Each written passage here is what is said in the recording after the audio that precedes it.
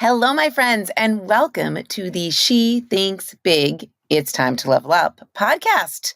I have to get used to saying that. It's a lot.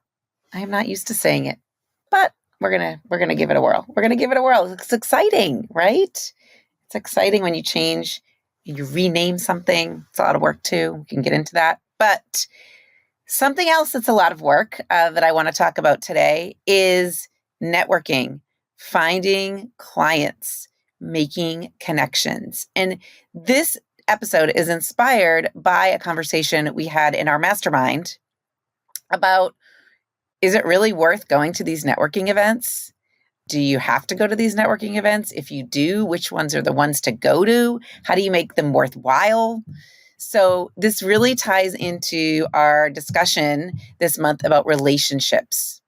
And I wanted to kind of outline for you what I think might be helpful to, number one, prepare to go to a networking event and decide which ones to go to, then what to do when you're there and what to do afterwards. Okay, so there's kind of the before, even the before making the decision, should you go? Then there's the before prep, then there's while you're there, and then there's afterwards. And each of those components do matter. They matter.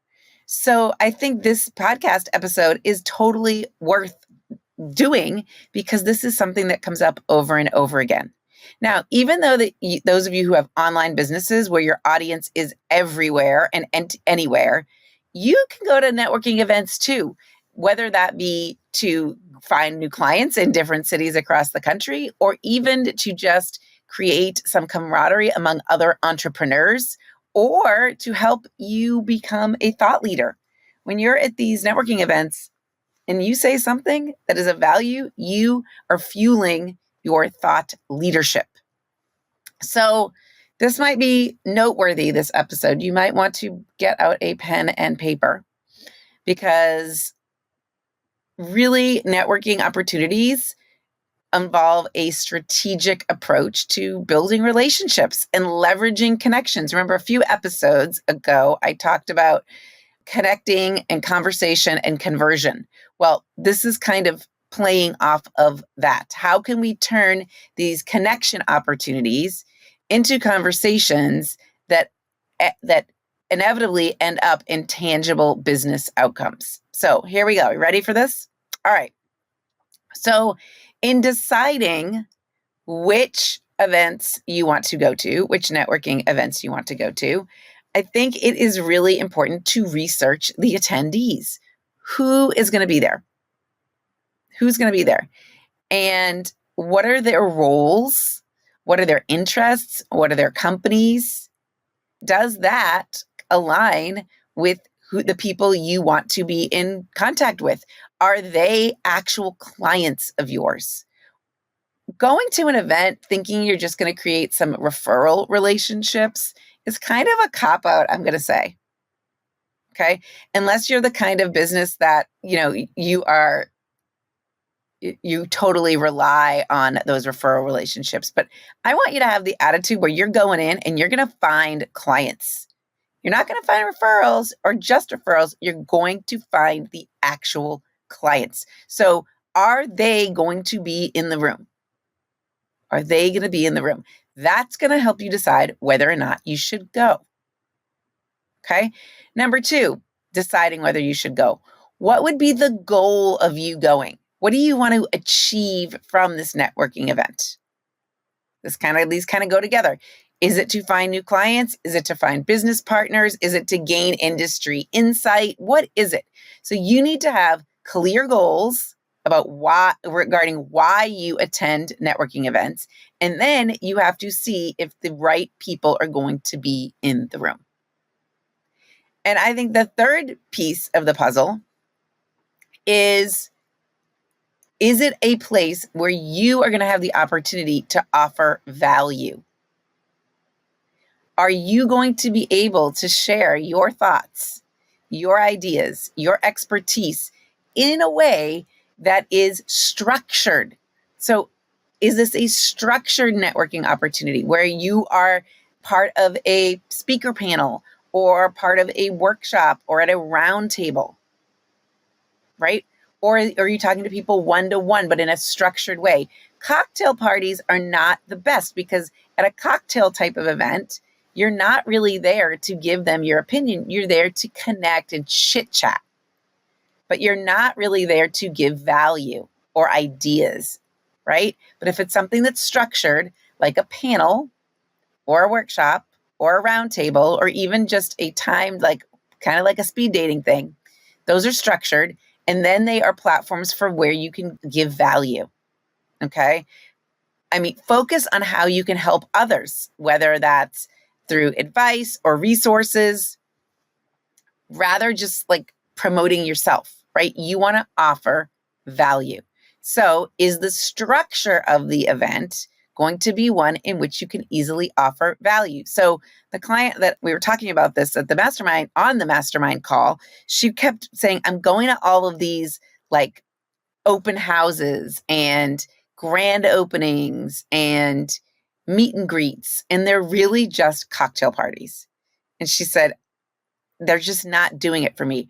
But she was a speaker on a panel discussion, and that was totally of value. Someone realized what an expert she was in her field, and they came up to her and afterwards and said, I want to work with you. I want to work with you is not likely to happen over a glass of white wine talking about what you're doing for July 4th. Okay. But I want to work with you could happen once they hear words come out of your mouth about what you do and how you do it and why it's important and how you have something that they need. Okay. So going back just to review. Okay. What are your goals? Are you there to get clients? Are you there to just create referrals? Are you there to get industry insights? Who's going to be there? Are they the right people? Could they align with what your goals are? Number 3, is this an event where you can offer value in a structured setting?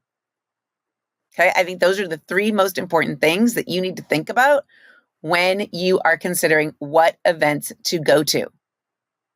If you're the speaker at a networking event, like a lot of network groups have featured speakers each month, that's like a bonanza. Go be the speaker because you're establishing yourself as the expert. Okay, so now let's pretend you're at the event. You need to be someone who is engaging and listening actively. Okay, so when you are having conversations, or even if you're up on stage as part of a panel, approach this with genuine interest, ask questions, listen attentively, and 9 times out of 10, if you listen attentively, you're going to figure out what the other person's needs are, what their interests are. So you've got to ask questions that actually pull those things out of them. So a lot of times when I do a speaking engagement, before I begin, I ask people why they're there. Or I ask, what's the biggest challenge they're facing in their business right now? So then when I'm speaking, I can address those things. That's me engaging with the audience and then listening to what they have to say. Okay. When you're there, find common ground.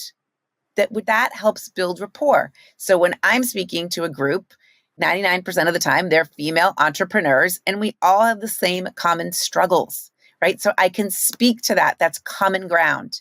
If it's a bunch of moms, I can speak to that. If it's people who are becoming empty nesters, I can speak to that. Find something where you can create some common ground because that's going to help you build rapport. It's going to help you establish yourself as an expert for that particular type of person. Okay. So when you're there, number 1, you've got to engage and listen actively. Number 2, you've got to figure out how you can create common ground. And then numbers 3 and 4 should come. I shouldn't even have to say this, but you should have an elevator speech, an elevator pitch that clearly explains who you are and what you do and the value you provide.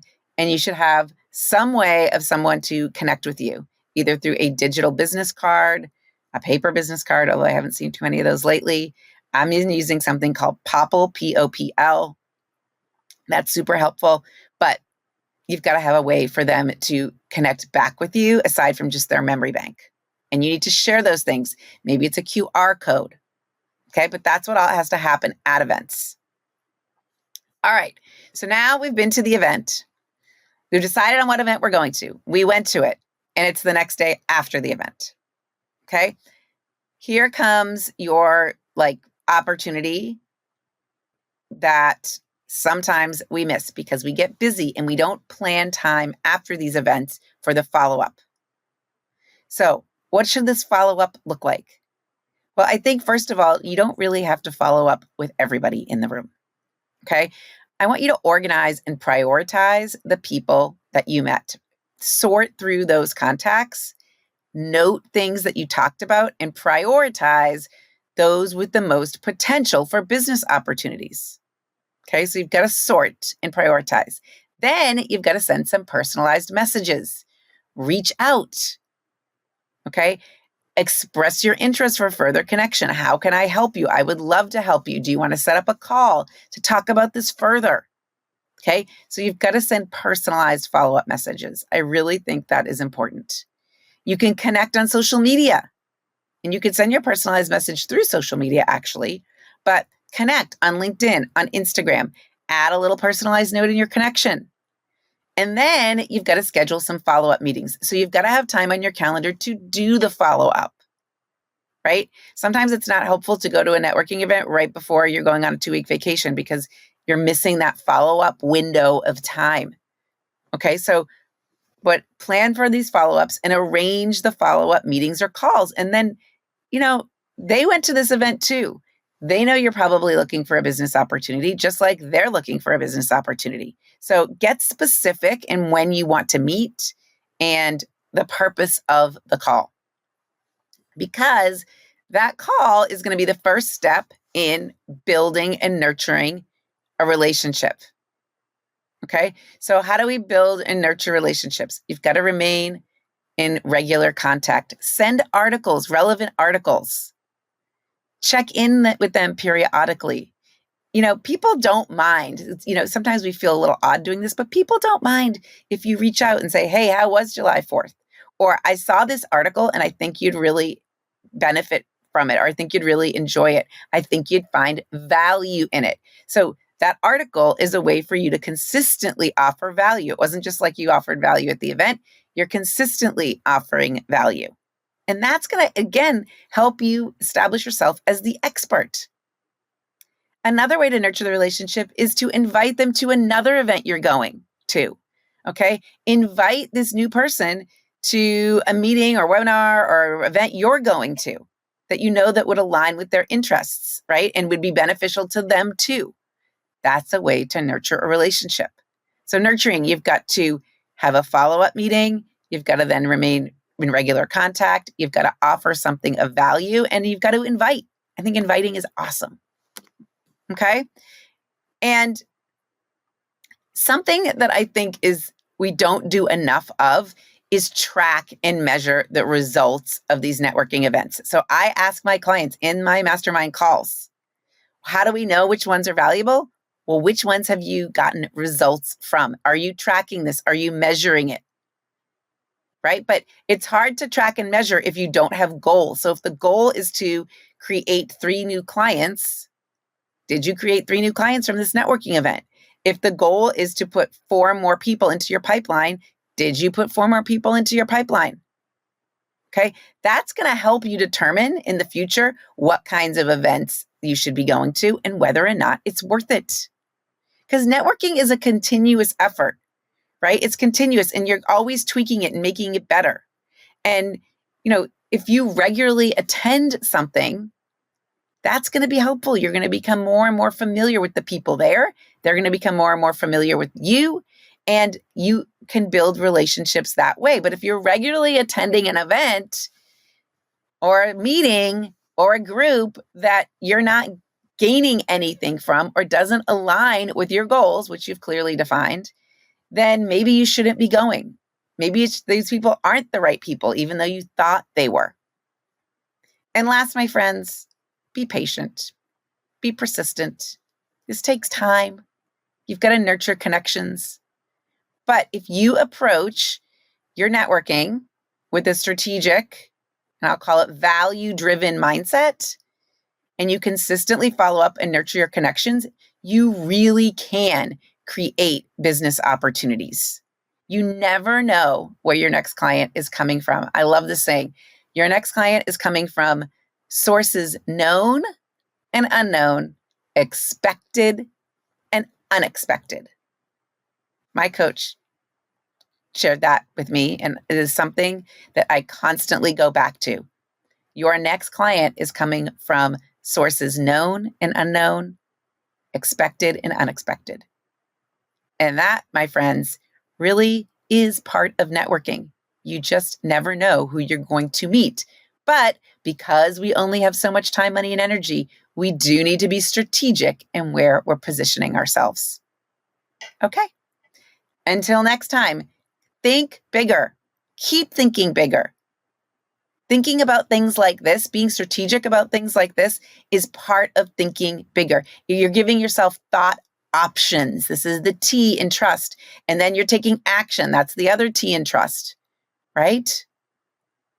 The real problem with networking events and the reason we don't want to go sometimes is because they're uncomfortable. But if you can push past that and realize that the only problem really is that feeling, they're so worthwhile. All right, my friends, until next week, keep thinking big. See you soon.